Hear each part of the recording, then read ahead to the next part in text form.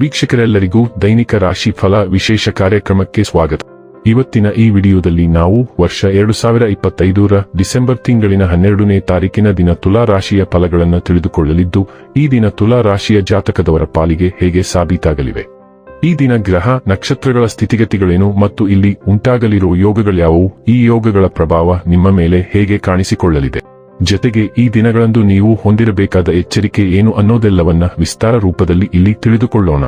ಮಾಹಿತಿ ತಿಳಿದುಕೊಳ್ಳುವುದಕ್ಕೂ ಮುನ್ನ ನಮ್ಮ ವಿನಂತಿ ಎಂದರೆ, ನೀವಿನ್ನೂ ನಮ್ಮ ಚಾನೆಲ್ ಸಬ್ಸ್ಕ್ರೈಬ್ ಮಾಡಿಲ್ಲವೆಂದರೆ ದಯವಿಟ್ಟು ಈಗಲೇ ನಮ್ಮ ಚಾನೆಲ್ ಅನ್ನ ಸಬ್ಸ್ಕ್ರೈಬ್ ಮಾಡಿ. ಹಾಗೆ ನಿರಂತರ ವಿಡಿಯೋ ಅಪ್ಡೇಟ್ಸ್ಗಳಿಗಾಗಿ ಪಕ್ಕದ ಬೆಲ್ ಐಕಾನ್ ಕ್ಲಿಕ್ ಮಾಡಿ.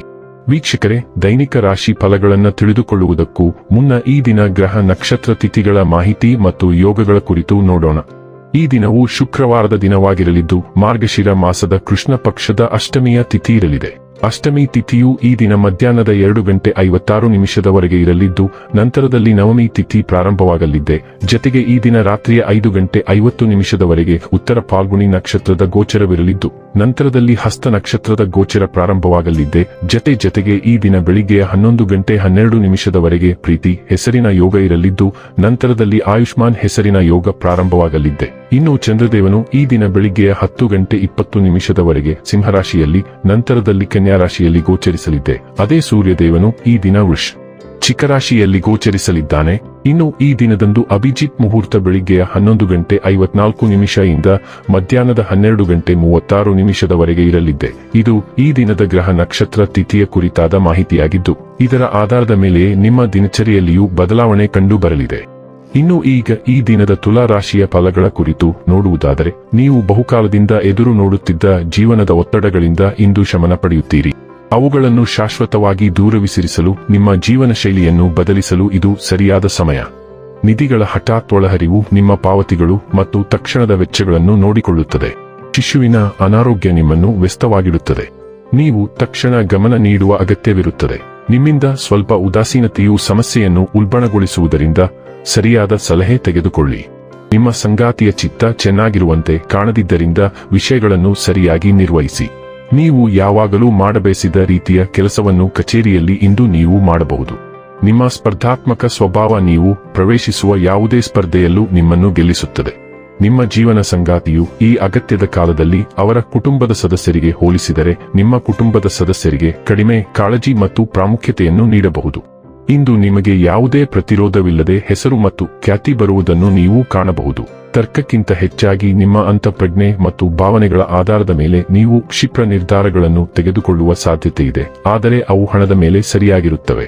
ನಿಮ್ಮ ಜೀವನದಲ್ಲಿ ಯಾವುದೇ ನಿರ್ಧಾರದ ಬಗ್ಗೆ ನಿಮ್ಮ ಅಂತಃಪ್ರಜ್ಞೆ ಈಗ ಅತ್ಯುತ್ತಮವಾಗಿದೆ, ಆದರೆ ದೀರ್ಘಾವಧಿಯ ಗುರಿಗಳ ಪರವಾಗಿ ನೀವು ಈಗ ಕೆಲವು ಸೌಕರ್ಯಗಳನ್ನು ತ್ಯಾಗ ಮಾಡಬೇಕಾಗಬಹುದು. ಆರೋಗ್ಯ ಮತ್ತು ಸ್ವಾಸ್ಥ್ಯ ಬಗ್ಗೆ ತಿಳಿದುಕೊಳ್ಳೋಣ. ತೂಕ ಹೆಚ್ಚಾಗದಂತೆ ನೀವು ಹೆಚ್ಚುವರಿ ಕಾಳಜಿ ವಹಿಸಬೇಕು. ನೀವು ನಿಮ್ಮ ಆಹಾರವನ್ನು ನಿಯಂತ್ರಿಸಿದ್ದರೂ ಸಹ ನೀವು ಭಾರ ಮತ್ತು ಹೊಟ್ಟೆ ಉಬ್ಬರ ಅನುಭವಿಸುತ್ತಿರುವುದನ್ನು ನೀವು ಕಂಡುಕೊಳ್ಳುವಿರಿ. ಒಂದು ರೀತಿಯ ಆಲಸ್ಯವು ನಿಮ್ಮನ್ನು ಆವರಿಸಬಹುದು, ನಿಮ್ಮನ್ನು ದಣಿದ ಮತ್ತು ಅಸಡ್ಡೆ ಅನುಭವಿಸುವಂತೆ ಮಾಡುತ್ತದೆ. ಇದು ನಿಮ್ಮ ದೇಹದ ಸ್ಥಿತಿಯಲ್ಲ, ನಿಮ್ಮ ಮನಸ್ಸಿನ ಸ್ಥಿತಿ.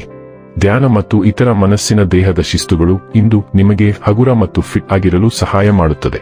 ಡೈಲಿ ಲವ್ ಮತ್ತು ರಿಲೇಶನ್ಶಿಪ್ ಬಗ್ಗೆ ತಿಳಿದುಕೊಳ್ಳೋಣ. ನಿಮ್ಮ ನಿಸ್ವಾರ್ಥ ಸ್ವಭಾವವು ಇಂದು ನಿಮ್ಮ ಸಂಬಂಧಗಳನ್ನು ಪೋಷಿಸಲು ಮತ್ತು ರಕ್ಷಿಸಲು ಸಹಾಯ ಮಾಡುತ್ತದೆ. ಭಾವನಾತ್ಮಕ ಸಾಮರಸ್ಯದ ಭಾವನೆಯನ್ನು ಸೃಷ್ಟಿಸುತ್ತದೆ. ತೀವ್ರತೆಯ ಉಬ್ಬರವು ನಿಮ್ಮನ್ನು ನಿಮ್ಮ ಸಂಗಾತಿಗೆ ಹತ್ತಿರವಾಗಿಸಬಹುದು, ಪ್ರೀತಿಯನ್ನು ಗಾಢವಾಗಿಸಬಹುದು.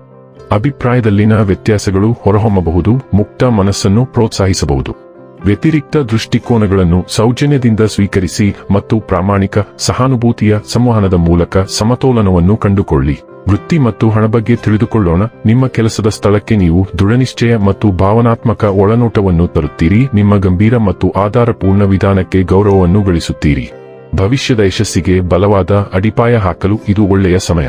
ನಿಮ್ಮ ಸೂಕ್ಷ್ಮತೆಯನ್ನು ತಪ್ಪಾಗಿ ಅರ್ಥೈಸಿಕೊಳ್ಳಬಹುದಾದರೂ ನಿಮ್ಮ ಪ್ರವೃತ್ತಿಯನ್ನು ನಂಬಿರಿ ಮತ್ತು ಆತ್ಮವಿಶ್ವಾಸದಿಂದ ಸವಾಲುಗಳನ್ನು ನಿಭಾಯಿಸಲು ನೈಜ ಪ್ರಪಂಚದ ಅನುಭವಗಳ ಮೇಲೆ ಗಮನಹರಿಸಿ.